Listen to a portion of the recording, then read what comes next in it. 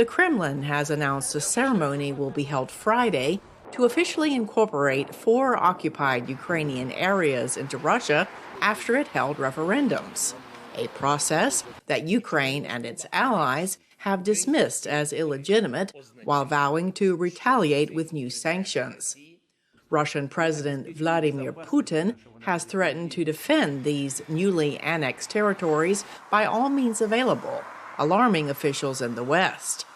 State Department spokesperson Ned Price said this week if Russia used a nuclear weapon against Ukraine, the ramifications would be severe and catastrophic. The point that we have made both publicly and privately to the Russians is that the consequences would be real and they would be extraordinary.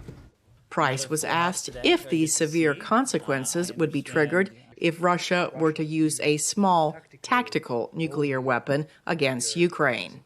The use of any nuclear weapons in this conflict would carry those consequences.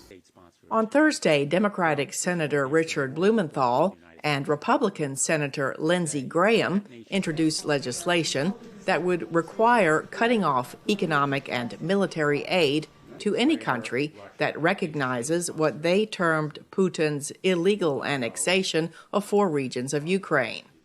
Graham had this to say about Putin's nuclear threat. The use of a nuclear weapon by Russia in Ukraine would be an attack on NATO itself. The radiation would not be confined to Ukraine. You would be irradiating parts of Europe that are under the NATO banner. So if that day ever comes, and I hope and pray it doesn't, that should be considered by NATO writ large, the United States, as an attack by Russia on NATO itself. Catholic University's Michael Kimmage, an expert in U.S.-Russia relations, tells VOA it is impossible to know whether Putin is truly considering the use of nuclear weapons.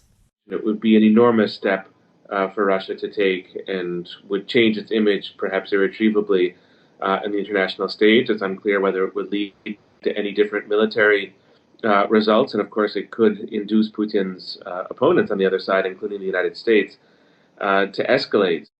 Experts say Putin's major military mobilization has already upset and angered many Russians across the country, with the war hitting home.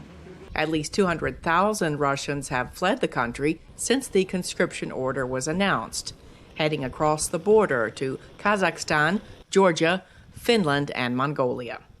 Cindy Saine, VOA News.